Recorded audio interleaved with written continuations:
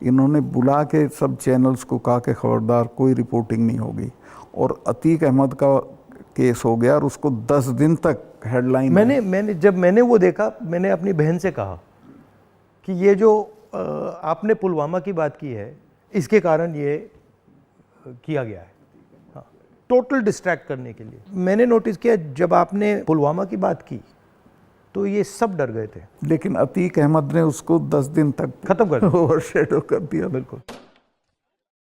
ये अंदाजा था कि पुलिस रिवोल्ट कर जाएगी, जबकि ऐसा नहीं था। पुलिस इतनी फेथफुली रही भारत सरकार के साथ कि ईद का महीना था, एक एक सिपाही ने छुट्टी भी नहीं मांगी, वहीं लाइन में रहे। तो एक तो स्टेटहुड और उनका प्रॉमिस भी है अमित शाह का हाउस में, उसको इमीडिएटली वापस करना चाहिए और फिर इलेक्शन करा देने चाहिए। बट जब मैं जम्मू गया, ये जम्मू के लोगों को भी ये लगता है कि हमारा मतलब स्टेटहुड ले लिया, हाँ, उससे तो वो भी खुश नहीं है। सबसे ज़्यादा वही चीज़ चुभी है। तो ये मतलब कर क्यों नहीं रहे इसको? पता नहीं, मेरी बात हुई, मैंने कहा वापस कराइए, तो बोला कह दिया होगा, क्या जरूरी है वापस कराना, चल तो रहा है सब ठीक। कहाँ ठीक चला, सारी इंसर्जेंसी वापस आ गई है, टेररिस्ट एक्टिव हो गए। अब तो काफ़ी घटनाएं हो रही हैं, अब तो जगह जगह हो रही हैं। राजौरी में रोज़ होता है, ऊपर कश्मीर वैली में रोज़ कुछ ना कुछ होता है। आपकी क्या राय है उसके बारे में, पुलवामा के बारे में? पुलवामा के बारे में मैं ये तो नहीं कहता इन्होंने कराया, बट पुलवामा में इन्होंने उसको इग्नोर किया और पॉलिटिकल इस्तेमाल किया अपने लिए, क्योंकि उसमें इनकी स्पीचेस हैं जिसमें ये कहता है कि जब वोट देने जाओ तो पुलवामा की शहादत को याद रखना।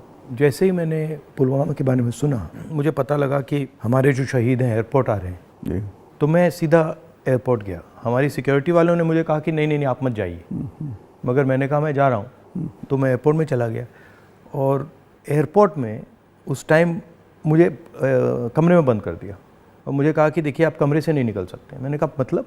तो उधर वो सब शहीद आए थे, वहाँ पे आर्मी के लोग थे, प्रधानमंत्री आ रहे थे, और मुझे मतलब लिटरली चाबी से बंद किया कि आप बाहर नहीं जा सकते। मैंने सिक्योरिटी वालों से बोला ये मतलब ऐसे कैसे कर सकते हैं, और फिर लड़के मैं वहाँ से निकला। तो मुझे लग रहा था कि एक पूरा वहाँ पे शो सा क्रिएट हो रहा था। हाँ, वो था ही, वो प्रधानमंत्री को श्रीनगर जाना चाहिए था, राजनाथ सिंह आए थे, मैं था, हम लोगों ने श्रद्धांजलि दी थी, प्रधानमंत्री को उसी दिन जाना चाहिए था। नहीं, मगर मुझे उसमें क्या शौक लगा कि ऐसे लग रहा था कि एक कोई बड़ा इवेंट सा हो रहा है ना इसके लिए, और वहाँ पे प्रधानमंत्री आए हैं और ये पूरा मतलब जैसे देश को दिखा रहे हैं कि भैया देखो, काफ़ी डिस्टेस्टफुल सा था। जिस दिन ये हुआ तो ये नेशनल कॉर्बेट पार्क में शूटिंग करा रहा था अपनी, तो ये अवेलेबल, मैंने 3-4 बार कोशिश की, मिला ही नहीं मुझको। 5 या 6 बजे इसका फ़ोन आया, हाँ सतपाल भाई क्या हुआ? मैं कहा हमारे इतने लोग मर गए हैं और हमारी गलती से मरे हैं। तो बोला नहीं नहीं चुप रहना, अभी कुछ नहीं बोलना इस पर। फिर 1 घंटे बाद ये डोभाल जो मेरा क्लास फेलो रहा लॉ में मेरठ में, तो इसका फ़ोन आया, सतपाल भाई आप बोल दी। मैं 2 चैनल को बोल चुका था ये बात, तो इन्होंने कहा नहीं नहीं कुछ नहीं बोलना इस पर। मैं कहा ठीक है, मैं समझा कुछ जांच वाँच कराएंगे, उस पर असर पड़ेगा, कुछ भी नहीं। तीसरे दिन इनका आ गया कि ये पुलवामा की शहादत को याद रखो और अब हम बालाकोट करेंगे, ये करेंगे, वो करेंगे। और अभी तक उसमें कुछ नहीं हुआ? कुछ नहीं, करना भी नहीं है इसको। पुलवामा के शहीद जिस तरह हुए थे वो इसलिए हुए कि उन्होंने 5 एयरक्राफ्ट मांगे थे।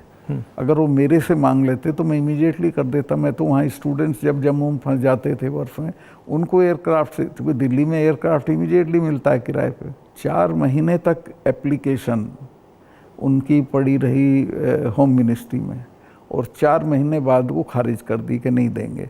तब वो सड़क से चले। इतना बड़ा, मतलब 4 महीने के लिए वो चले ही नहीं? चले ही नहीं, इसलिए कि वो सड़क से चलना बिल्कुल इनसिक्योर होता है, वो उनके उसमें नहीं है सिस्टम में। 5 जहाज मांगे थे उन्होंने, वो नहीं दिए, 4 महीने तक लटकाए रखे। और तो 4 महीने के लिए क्या होल्ड पे थे? क्या होल्ड पे थे सब? मेरे सामने नहीं आई, अगर मेरे सामने आई होती तो मैं उसमें कुछ करता।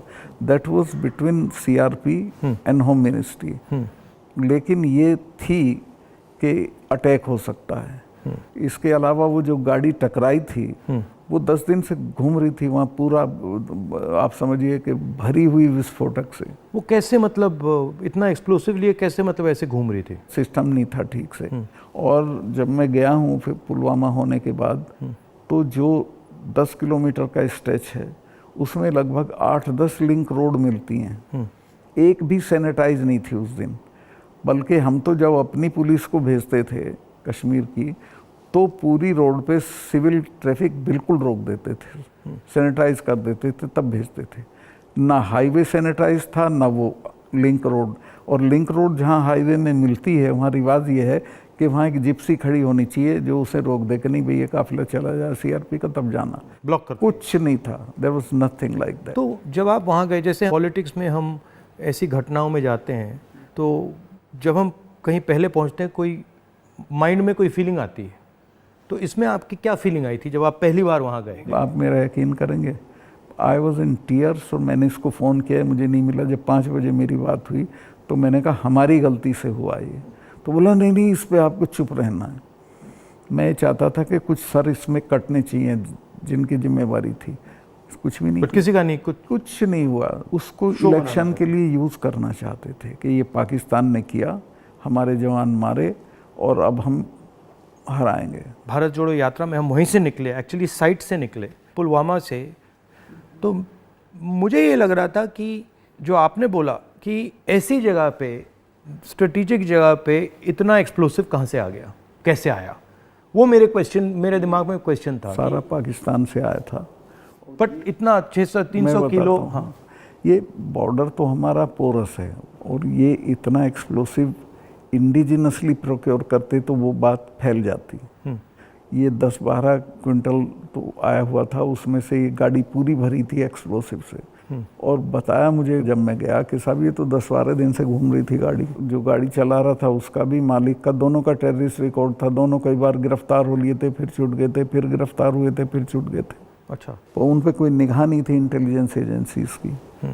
यहाँ मीडिया में, मतलब मैं देख रहा था, यहाँ पे इतना बड़ा कास्ट सेंसस का मुद्दा है, बट अब आजकल बस इजराइल कास्ट सेंसस को नहीं दिखा। मतलब जो, चाहे वो अदानी हो, चाहे वो कास्ट सेंसस हो, जो ज़रूरी बातें हैं उसका कुछ नहीं होगा, मगर इजराइल हो, बॉलीवुड हो, क्रिकेट हो, उस पर चलते जाएंगे। अदानी तो आपने इसके चिपका दिया, वो तो छूटेगा नहीं। गांव-गांव चला गया अदानी का, और लोग ये कहते हैं अदानी के यहाँ इसी का रुपया है। हाँ, वो 20,000 का आपने उठाया था, 20,000 को इतना बड़ा इन्वेस्टमेंट कहाँ से आएगा? कल ही एक स्टोरी आई है कि ये कोयले के प्राइस इन्फ्लेट कर रहा है। वहाँ से इंडोनेशिया से कोयला नाव में जाता है और यहाँ पहुँचते उसकी प्राइस इन्फ्लेट हो जाती है, और फिर लोगों को बिजली के लिए ज़्यादा रेट देना पड़ता है, मगर वो भी मीडिया ने कहीं नहीं उठाया। मुझे खबर ये दी गई कि जिस दिन मैं ये करण थापर का इंटरव्यू किया, इन्होंने बुला के सब चैनल्स को कहा कि खबरदार कोई रिपोर्टिंग नहीं होगी, और अतीक अहमद का केस हो गया और उसको 10 दिन तक हेडलाइन। जब मैंने वो देखा, मैंने अपनी बहन से कहा कि ये जो आपने पुलवामा की बात की है, इसके कारण ये किया गया है, हाँ, टोटल डिस्ट्रैक्ट करने के लिए। मैंने नोटिस किया जब आपने पुलवामा की बात की तो ये सब डर गए थे, लेकिन अतीक अहमद ने उसको 10 दिन तक खत्म कर दिया, ओवरशैडो कर दिया। बिल्कुल। भारत जोड़ो यात्रा में मुझे एक बात समझ आई कि कितना भी मीडिया पे कंट्रोल हो, अगर आदमी डायरेक्ट जनता के पास जाता है, हाँ, तो फिर कोई नहीं, तो नहीं चलता। जनता ओनली आंसर है, जनता के पास जाना।